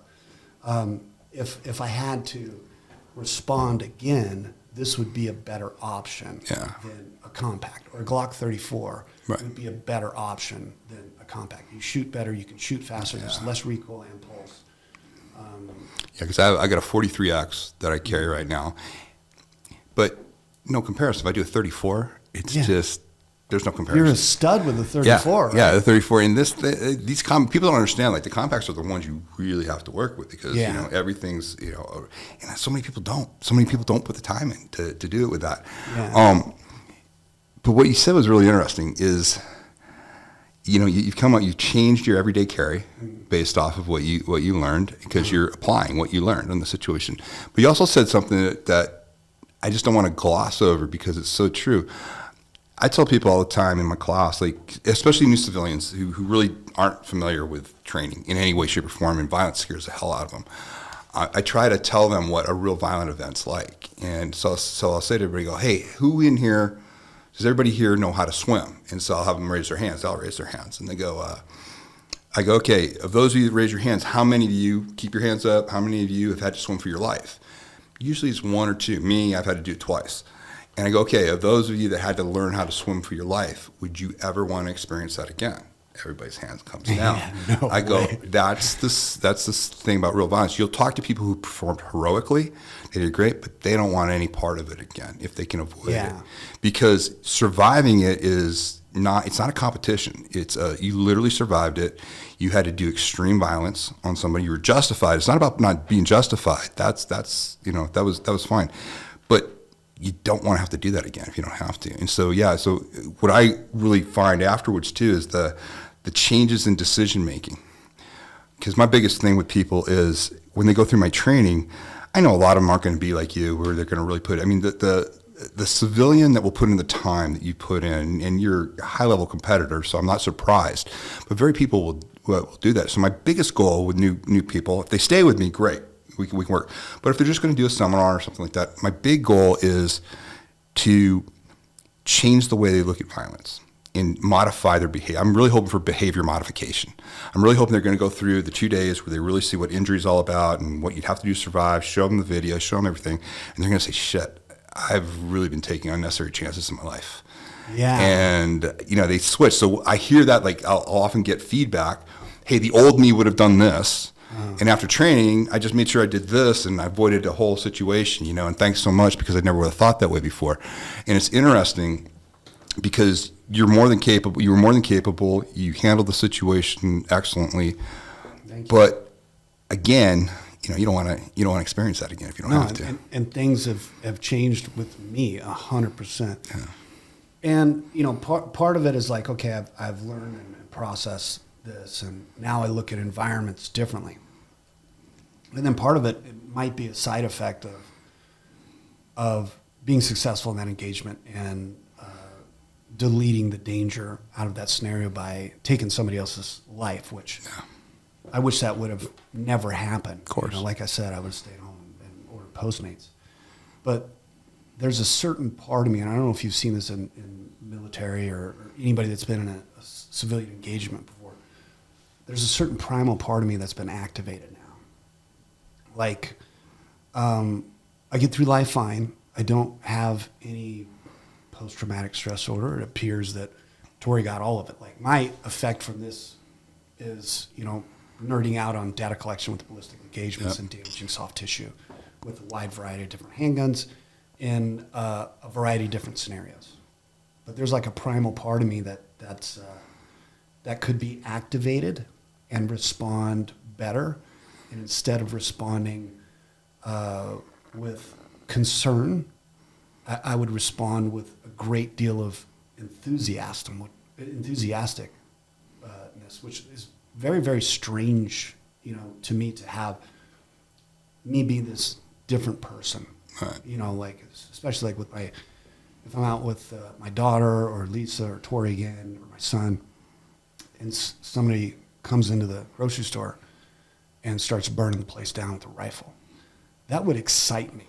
Right. I would be delighted to ram a 115 grain projectile through an ocular cavity at 50 yards. Right. To be able to, that would make me very happy to be able to save so many people in that particular scenario. And I wouldn't, like, strange thing is, like, after that, Tori's had some problems with it. There's certain things that she's, and she didn't mind me speaking on her behalf. I love her very much. She's awesome. She's a soldier through this whole thing. But right. There are now certain things that she is concerned with that she does not feel comfortable. Like, for instance, she was, we were in the shower today. She's like, you got to go at this, this podcast at 3. And it's, what are you guys going to be talking about? I was like, well, you remember Tim? We were at at his house and we did this and that. It's like, okay, what are you going to be talking about? Hurting people, and I knew I didn't have to say much. She's like, well, I'll stay home, dogs. So she doesn't like to be. She's still working through that and processing that, and my hat's off to her for being a soldier as it relates to going through that, because that is her first experience with violence, and it's the highest level. My first experience with violence was like somebody throwing me in a trash can in 6th grade. Exactly. So it's different. I worked my way up. Yeah.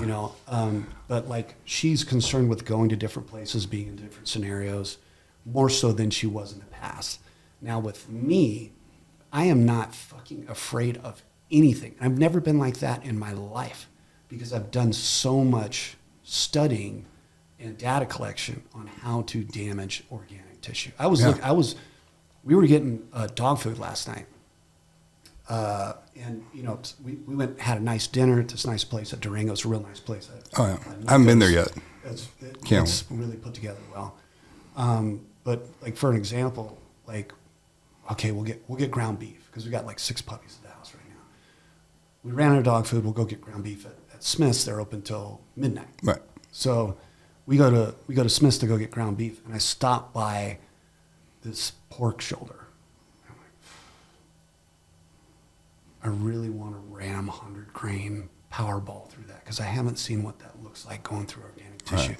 Do we have a container that I can preserve all of that arterial spray, or tissue spray, so that it's not going to get all over the house?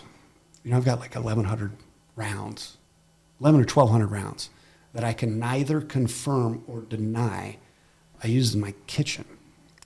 You know what I'm saying? That's after midnight, after 1 o'clock. Yeah. Gunshots are pretty quiet when they're inside a house. Yeah.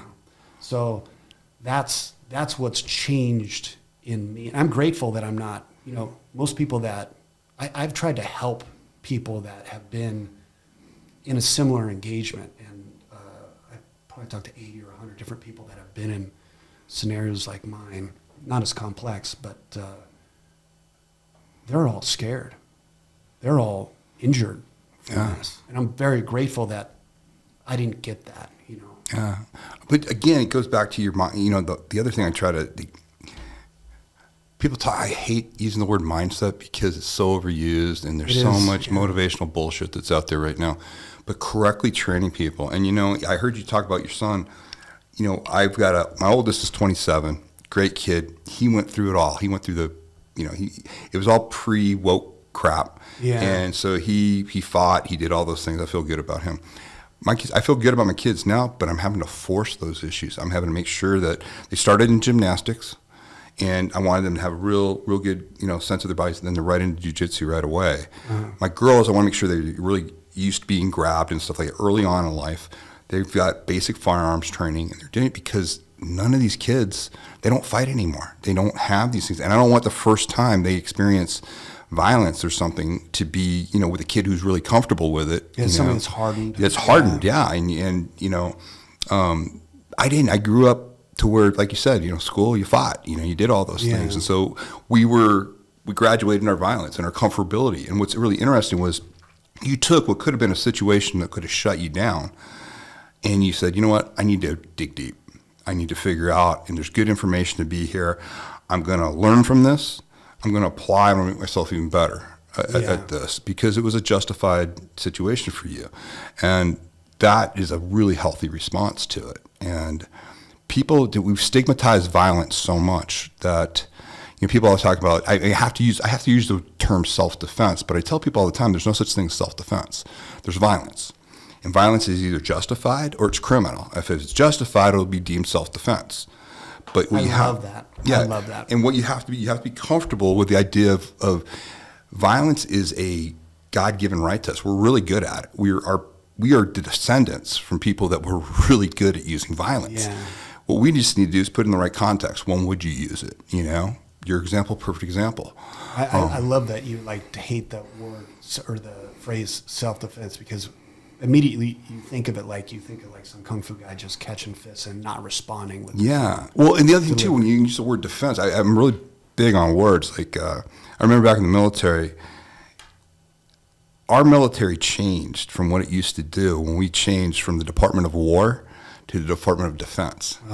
Got us involved in a lot of stuff we never would have. The Department of War never would have got involved in a lot of these things. When you use defense, it can be this very light term that goes in. And again, if you're comfortable with violence, in the rare occasion where violence is the answer, then you're good with it. Like you said, you were in a situation where it's funny when I tell you, because you guys were hanging out, eating, just boom, and then all of a sudden it happened. Yeah. And you couldn't sit there and go, shit, why did I hang out? Why didn't I know? No, you went right into it right away. You scanned, you got everything in there, you saw the situation, you did, and then the after report, when it was all over, now you said, yeah, probably shouldn't have maybe gone out late at night. It was convenient. It was there. I didn't really think about it. And that's what I deal with people all the time, people who survive violence. They'll sit there and they'll give me their after action report. And either they do what you saw with the majority of them, where they live a very fearful life. Yeah. But the rare individuals like you that looks at it and says, yeah. And usually it's somebody who's had a comfort level built in their life where they had to deal with adverse situations all the way through. So I would imagine, like, if you had a really bad race and you had a situation where you had an accident, you wouldn't just say, oh, fire. Yeah, exactly. It's like, shit. Yeah, you come back from that and you go, is this going to shut me down, or am I going to learn from this and make myself better? And that's a great message for people, because there's so many people out here that just they're living these fearful lives, not just because they've had, they're either fearful to take action and have a plan, because you got this 800-pound gorilla. The potentiality of somebody bigger, faster, and stronger, or a group of people bigger, faster, stronger, dominating you, is the primal fear most humans have. Yeah. And if you study the subject, it frees you up in so many other areas to where you're not unrealistic, meaning I realize I walk out that door, I catch a pipe to the back of the head, I go down just like everybody else. Yeah. But I also know that, and I'm okay with that, because we understand that. So your message was really cool. I mean, I know the motocross, the motorsport world is just massive, and you're a huge celebrity in that. But I mean, the fact that you're being very human and talking about a very personal situation, because I've had people, other celebrity types, that have had situations happen and they don't want to talk about it. Yeah. And they're good friends, but they just, I can't, they're uncomfortable sharing that. And I just think it's so cool that you're very honest about it, and you're very, very, what have you've been studying this. Was there anything training-wise you sought out after that hit, maybe you saw some training that you hadn't done before, but you saw this after your situation, you go, oh, I'd like to know more about this now, because I could see where that applies. Was there anything new you learned about training, or I owned everything inside of 15 yards. Yeah. I owned everything inside of 15 yards, and I was brutally fast. Where I had, actually Tori helped me a lot with this, outside of 15 yards, or a surgical round placement is where I didn't struggle, but I wasn't at the skill set that I had hoped. It's funny, about 3 or 4 months after the incident, I started building guns. I started building like Glocks, like bone stock Glock, order the slide, do all the grip work, pick out my trigger, pick out my barrel, 1/16 twist rate, like all this stuff, and throw them together. Do like one in like a week. And I had just built this Glock 17. It was before I went from compact to duty size. Right. Before I went to competition sizing. Right. And I had a 17, and we were out pre-running in a UTV doing notes for this race course. And I was with my navigator at the time. It was Kyle and Tori, my girlfriend. So we were doing course notes, and I pulled over to take a piss. Well, I had not done zero with this handgun because I just got it finished like that night. Went to bed, woke up, and started to do pre-running. So I wanted to zero it, 0 to 50 yards, about the same as 13 yards. And so I had it zeroed. We were at the top of this peak in the middle of the desert, and there's like a branch about the thickness of like a leg or a thigh, about the same length and everything. And it's way far away. It's on the other mountain. I would assume at the time it was 500 yards. It ended up being 483 yards. So I go through 3 magazines of Spear Gold Dot 124 plus P. It's a bonded bullet. It's the most accurate bullet that I've actually tested as it relates to bullet placement. And I go through 3 or 4 magazines, and I'm like getting, within 6 feet, 7 feet, with it, taking my time. Windage and elevation, it's going to drop, 23 feet and 500 yards, and I got to move, 13 feet over to the right and whatnot. So I get done, and I'm like, Tori, take a crack at this, see if you get this. And she's like, no, we got work to do. Like, get back in the car. I'm downloading notes and whatnot. And, or I'm putting in notes. And I'm like, no, come on. And like, Kyle's never seen you shoot. And, most women that shoot are not that good. Right. Right. I hate to say, I don't want to hurt anybody's feeling. No disrespect implied or intended, but most of the women that I've been around, they don't shoot very well at all. Right. And they're usually got the teacup or the Miami Vice, or, they're not like bolted to they're not welded to the handgun, like squeezing it so hard they're going to cause a malfunction. So that's Tori. And I'm like, no, Kyle's never seen you shoot. See if you can get close to this log. It's about 500 yards away. So, oh my God. And for those people that don't know, 9mm is not supposed to go that far. Right. It's out of breath by the time it gets to 100 yards. That round is coming in there like Ding, this at 500 yards. It's barely going into the wood. So I had missed it this entire time. She's like, oh, fine. She gets out, and I give her my handgun. I was like, that's nice, and, I just built it last night. She said, whatever. We got it going. And she puts an optic on the log. I'm like, you got to aim higher than that. She cranks one off, and it's X amount low, X amount to left. She makes one windage and elevation. You see where this is going? Yeah. She makes one elevation and windage adjustment and cranks around off, and she hits it. Shit. And she's like, here, let's fucking That's move on. brilliant, man. She just And flatline. Kyle- She just flat, but understands. That's And amazing. She was there for, she just cranked one off in like 5 seconds. And then she went back out and went like this. And she was here for probably 15 seconds. And then broke the shot. And she's like, all right, let's go. And I was like, fuck that. Like, That's we're gonna awesome. Kyle was like, his jaw had dropped. He was like blown away. Like, I didn't know it was like that. Because when she, she's a beautiful woman. I'm very, very lucky. She's gorgeous. When she holds a handgun, all of her knuckles come out and all of her vascularity comes out in her forearms, her delts, her lats, everything gets activated. You can see striations in her shoulders. Like, she's very biologically gifted and athletically driven. So, she squeezes the gun like she's trying to get orange juice out of it. She's gnarly. And I was like, no, we're driving over that. And like, these were all my shots, and it's like a 30-foot shot grouping. Right. And it's like, that's yours at the bottom, at the bottom of the log. So I actually worked with her on honing my accuracy and that's how I made first round on target from 100 yards C-zone. C-zone steel is like, obviously, that's one of my drills that I end with whenever I go to the range and train. It still balances speed and accuracy, and I still do pre-teen splits that, 11s, 12s, especially with this. Cold start, I'd get, 14, 15. With a Glock, I would be like 17, 18, and then work my way down to 14 or 13. This I'm doing, 11, 12 pretty consistently because the trigger is so much shorter. Wow. But yeah, she helped me a lot on developing my accuracy because I've never seen anything like it. It's amazing. Shit, that's awesome, dude. Well, listen, I can't thank you enough for this, but I got one more question. It has nothing to do with what we've been talking about. Absolutely. It's just curiosity. Dude, I was hearing that, how many times did you do the Dakar? The Dakar? I did Dakar for 3 years, yeah. That is brutal, dude. That is just is it as bad as everybody says it is as far as it's challenging? I mean, well, it's like I would say, explain for people that don't know what that race is. That's an incredible sure. race, yeah. So there's two of the most difficult races in the world. I've done both of them. I've won my class in Dakar the first year, and I've won the Baja 1000, driven the entire distance, which nobody does. That's 2 years in a row. I'm the only person to do that in a trophy truck. Dakar is,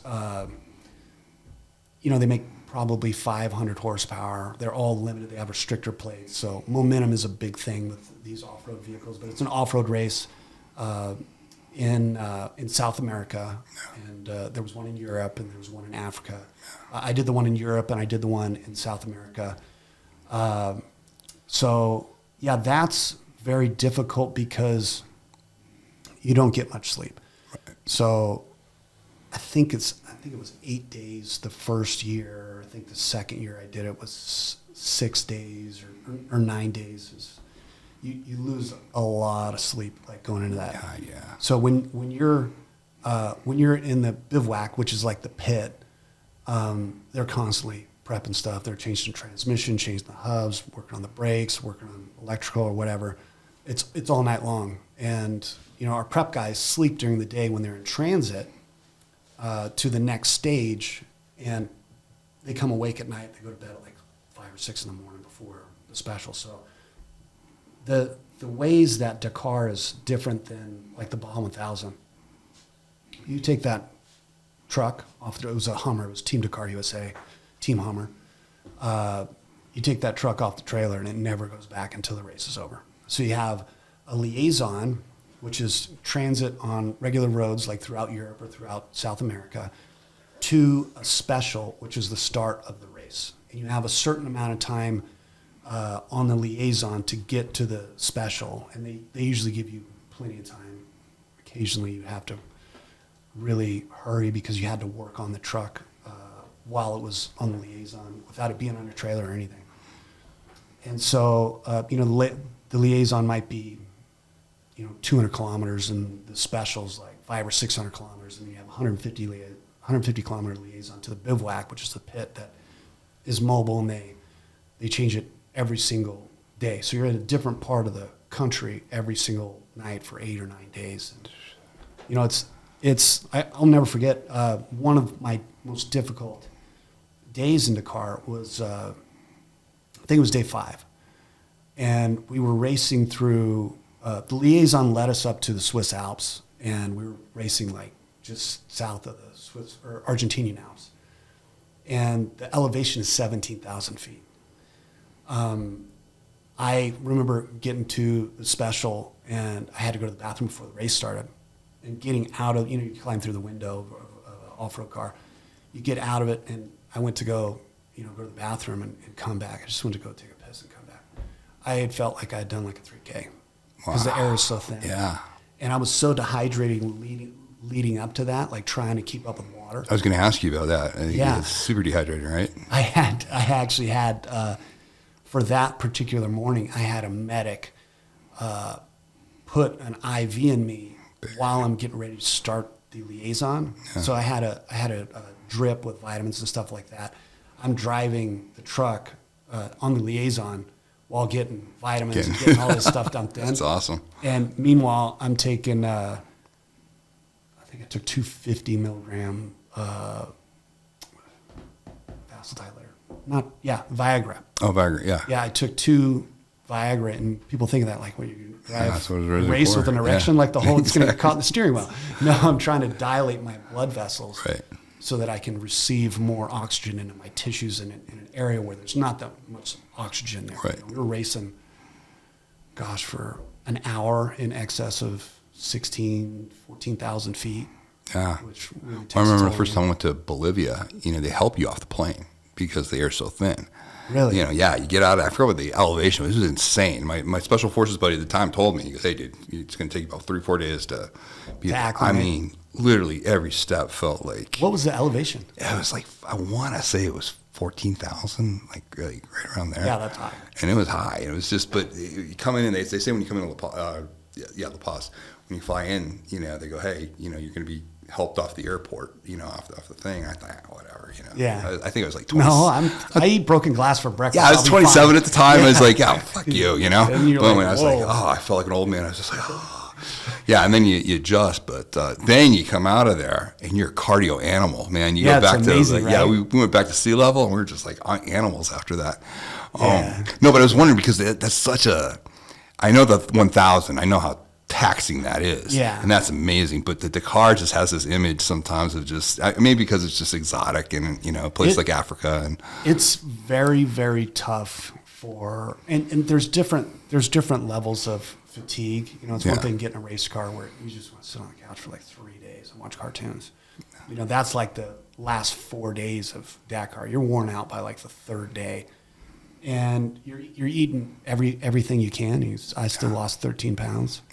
You know, but the 1,000 is different. Like, there are no teams that have one driver at the Baja 1000. Not anymore. And there wasn't any at the time that I won the 2 Baja 1000s in 2012 and 2013.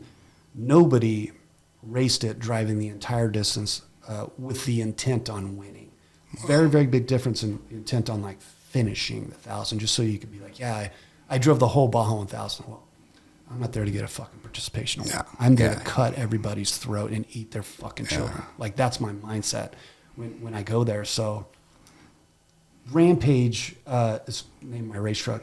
Typically likes me better than other drivers. Other drivers seem to make mistakes in my race truck when I would share the driving duties. And I've Ironmanned it and drove the entire distance 4 or 5 times.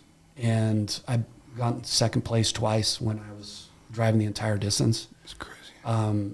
And the 2 years, you know, I was like, you know what? This truck likes me better than everybody else. So I'm going to stay in it. And it's different because the first 500 miles, it's 500 miles. It's brutal. It's like 9 hours and 14 minutes. Yeah. Baja 500 is 9 hours and 14 minutes. With the competitive pace of the race, the specific course that I wanted at in 2008. But going another 500 miles is not like going another 500 miles. It's like going another 3,000 miles. Like the longest off-road race in my life is the last 20 miles of the Baja 1000 after you've driven the entire distance, because it's all tight and technical.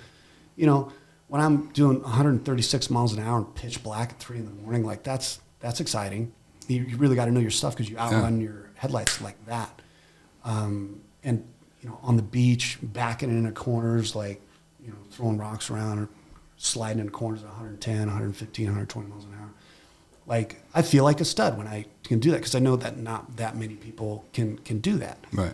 In the last 20 miles of the Baja 1000, it's like first gear, you know. So it probably takes 45 minutes to go 20 miles, where I'm used to going 20 miles in about 17 minutes. Right. Some of the areas in the beach, you know, A cell, D cell, rotation, depth.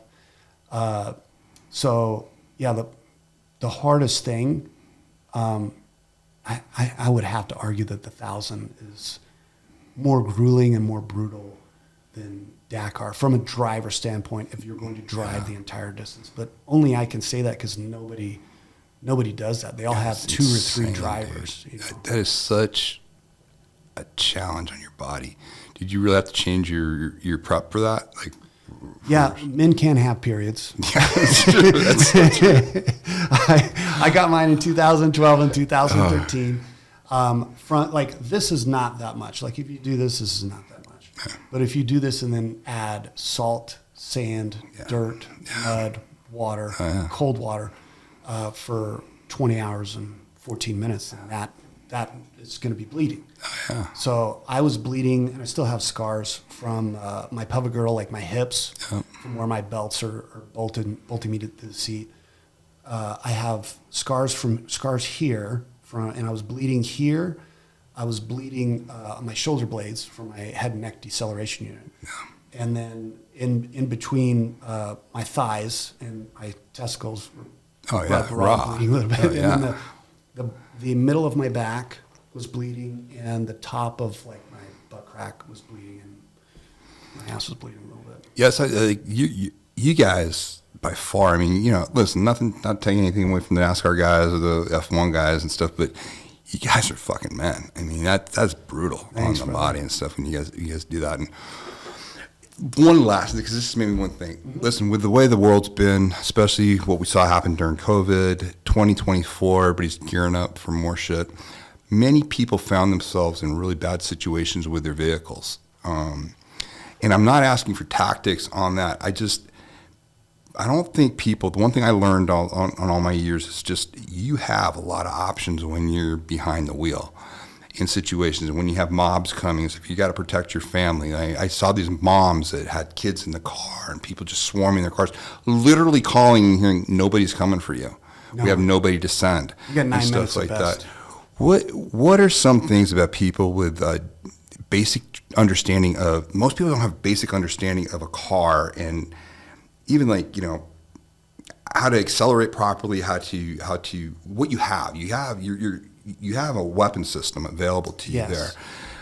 What, from a driving standpoint, what are some skill sets, some basic skill sets people should know about driving? I don't mean from a competition standpoint, I just mean understanding how a car works, how the weight transfers work and stuff like that, and what they can and can't do in certain situations. That's a great question. I'm going to educate everybody that's listening to this really fast with a lot of stuff. And I know you didn't want to touch on vehicle tactics, but we'll go through that. Yeah, whatever you're comfortable with. I just didn't want to. I really, your vehicles inside and out. So you see like videos of people shooting through windshields and stuff like that, engaging targets, and obviously you got to aim 3 feet low to hit somebody in the neck from 6 yards away with the jacket or hollow point, depending on the projectile. And people, like ask me like if you had to shoot through your windshield, like what would you do? And I was like, I wouldn't do that. And the reason why I wouldn't do that is because cars don't run out of bullets. 3,000-pound Lamborghini, no, not even Lamborghini, like a Porsche GT3 RS that's all made out of carbon fiber. Right. That's super light, or a Corvette, a 01 Corvette or something like that. That's 3,000 pounds. That weighs nothing compared to the average car that's 4,300 pounds. Can make more kinetic energy in 1 mile an hour than any round in my handgun combined. They don't run out of bullets. You have a problem, you can drive over it. I would say with everybody that's trying to receive information from this portion of the podcast as relates to vehicle tactics, cars don't run out of bullets, and they'll do more than you think, with the exception of cornering. A lot of people will understeer right into a median. They'll just pray that this thing is going to change direction when they've never gone that fast around a corner before. Right. It will not do that. I don't really care what it is. If you do not have detailed files as it relates to cornering, you better really slow down if you're trying to exit a bad situation in a corner. Otherwise, you're going to be parked there and going to have to deal with whatever is pursuing you. Right. But yeah, the main thing is awareness. Be aware of where you're at. Make sure there's more than a quarter tank of gas in your car at all times. Key. Yeah. I make sure that's a priority. I always have more than a quarter tank of gas in my Porsche, because if it doesn't grab fuel, it'll die, and it accelerates really well. But like even like a regular car, have the ability to go 100 miles. Yeah. And driving to safe. If you have a four-wheel drive car, that is incredible in terms of performance and preserving the blood pressure of somebody that's sitting next to you or somebody that's in the back seat. Having a four-wheel drive or an all-wheel drive car, regardless if it's designed for off-road or not, that's drastically improving your ability in a dangerous situation. Yeah. I've had my Porsche in the sand dunes, because I'm a psychopath and I can drive it there without it breaking. because it's all-wheel drive. And I understand the dynamics of how everything works and surface area contact and power delivery and stuff. But if you have like a Tahoe, I mean, you spend a lot of time in Tahoes. They get shit done. Like you can push anybody out of the way with a Tahoe, an Excursion, or something of that nature. So with vehicle tactics, the big thing is mobility. Get off the X. And all-wheel drive, whether it's a passenger car or a truck, is your best bet for improving your chances in an unfortunate situation like that. That's awesome, brother. Well, listen, I could keep going, but I'm gonna call it. I'm gonna respect your time. No, I'm sure we're gonna get a lot of feedback, and we can come back. But I can't thank you enough for doing this. Thanks for breaking in the studio, man. Yeah, hell yeah, that's cool, brother. It's an honor and privilege, brother. It. Anytime you want to come back and revisit stuff, Awesome, man. I'd love to come. So thank you very much.